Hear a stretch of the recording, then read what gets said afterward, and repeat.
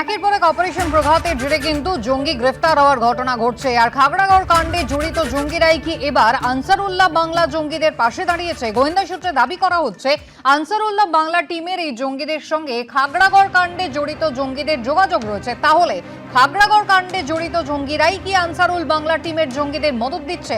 তাদের টার্গেটটা কি তাহলে পশ্চিমবঙ্গ? সম্প্রতি মুর্শিদাবাদের হরিহরপাড়া থেকে এবিটির জঙ্গি আব্বাস আলীকে গ্রেফতার করে অসম পুলিশের এসটিএফ। গোয়েন্দা সূত্রে দাবি এর আগে অন্য একটি মামলায় বহরমপুর জেলে আব্বাস বন্দী ছিল এবং অসম পুলিশ সূত্রে দাবি করা হয়েছে আব্বাসকে জেরা করে জানা গিয়েছে বহরমপুর জেলে থাকার সময় আব্বাসের সঙ্গে খাগড়াগড় কাণ্ডে সাজাপ্রাপ্ত জঙ্গি সাদিক ওরফে সারিকুল ইসলামের যোগাযোগ হয়। আনসারুল্লাহ বাংলা টিমের আরেক জঙ্গি অসম থেকে ধৃত নূর ইসলাম মণ্ডলের সঙ্গেও খাগড়াগড় কাণ্ডে সাজাপ্রাপ্ত সাদিকের যোগ ছিল। অসমের বরপেটা জেলার বাসিন্দা হলেও নূর ইসলাম মণ্ডল একাধিকবার বাংলায় আসে, কখনো মুর্শিদাবাদ গিয়ে বৈঠক করে এবিটির জঙ্গি আব্বাস আলী মিনারুল ইসলামের সঙ্গে, আবার কখনো উত্তরবঙ্গে ফালাকাটায় যায় স্লিপার সেল তৈরি নিয়ে গোপন বৈঠক করতে। সাদিক কে? সাদিক খাগড়াগড় কাণ্ডে সাজাপ্রাপ্ত সাদিক ওরফে সারিকুল ইসলাম। 2014 বিস্ফোরণের ঘটনা ঘটে। 2015 29 মে বাংলাদেশের বাসিন্দা এই সাদিককে গ্রেফতার করেছিল এনআইএ। ইউপিএতে একাধিক ধারায় সে দোষী সাব্যস্ত হয়।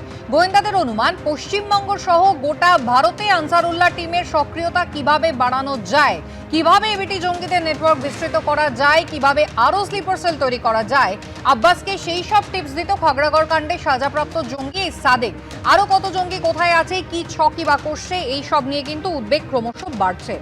আমি মিস্টার চট্টোপাধ্যায়ের কাছে এই জায়গায় যাব। মিস্টার চট্টোপাধ্যায়, 19 ডিসেম্বর সুপ্রতিম সরকার এডিজি দক্ষিণবঙ্গ তিনি একটি সাংবাদিক বৈঠক করেছিলেন এবং এই এবিটির 8 জন জঙ্গি গ্রেফতারির ঘটনা প্রসঙ্গে তিনি যেটা বলেছিলেন যে গোপনে অস্ত্র সংগ্রহ করা এবং ভারতবর্ষের মধ্যে নিজেদের যে জাল তারা বিস্তৃত করছিল এটাই হচ্ছে এবিটির মূল উদ্দেশ্য ছিল। কিন্তু এবিটির মূল উদ্দেশ্যটা যেমন পরিষ্কার হচ্ছে, তার পাশাপাশি এবিটির কার্যকলাপ সেই অর্থে দেখতে গেলে তো জেএমবির হাত ধরে তাহলে শুরু হয়েছে।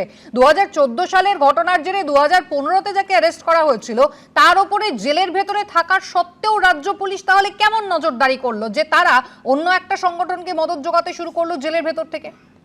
এটা তো সবাই জানে যে ABT Ansarullah Bangla team alliance আছে আপনার জামায়াতুল মুজাহিদিন বাংলাদেশের সঙ্গে, এটা ক্রিস্টাল ক্লিয়ার। প্লাস আরও 2-3টে গ্রুপ আছে, বারবার আমি টিভিতে বলছি এরা একটা টিম ফর্ম করেছে। এখন আমরা দেখেছি অক্টোবর 2, 2014 সালে খাগড়াগড়ের বিস্ফোরণ যেটা করেছিল জেএমবি বাংলাদেশ, এবং তার যেটা এনআইএ তদন্ত করে 19 জনকে আমরা কনভিক্ট করেছিলাম এবং 19 জনের মধ্যে একজন হচ্ছে সাদিক এখন আছে মুর্শিদাবাদ জেলে। সে হচ্ছে কনভিক্টেড, সে জেল খাটছে, জেল টার্ম করছে। এবং সেখানে দেখা যায় আব্বাস আলীকে যাকে ধরেছে এবিটির যে মেম্বার এখন, যে হরিহরপাড়ার লোক মুর্শিদাবাদের, আব্বাস আলী আগে একবার অ্যারেস্ট হয়েছিল পস্কো কেসে এবং সে মুর্শিদাবাদ জেলে আন্ডার ট্রায়াল ক্রিমিনাল ছিল।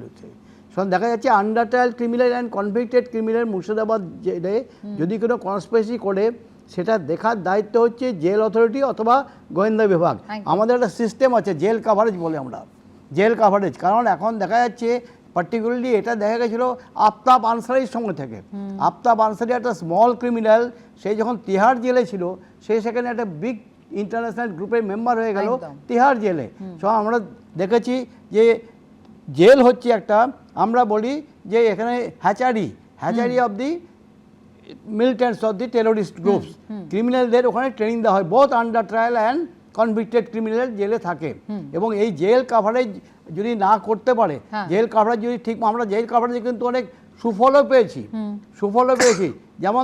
যেমন আপনাকে বলি যে আমার যে বাবলু শ্রীবাস্তব গ্যাং, যেটা পার্ক স্ট্রিটে যে ঘটনাটা হলো, যেটা মঙ্গে গ্রুপটা, ওই গ্রুপটা কিন্তু আমরা টিপ অফটা পেয়েছিলাম জেল থেকে, একদম জেল থেকে টিপ অফ।